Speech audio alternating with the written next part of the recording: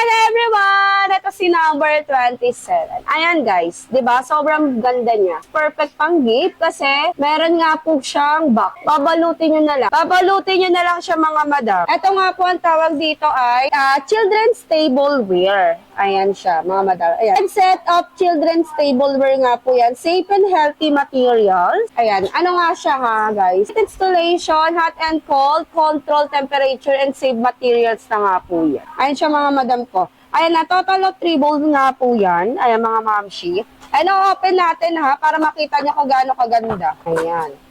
Sobrang ganda nito mga madam. Yung pinaka-design nga po pala ng pinakatakot nito ay si Bear. Ayan siya mga madam. Diba sa mga 6 months pataas, ayun yung kumakain si baby ng mga solid. Ayan o, maggagawa kayo ng mga pagkain niya, mag-smash kayo ng potato, mga carrots, ganyan. Ayan, dito mo siya ilalagay mga madam.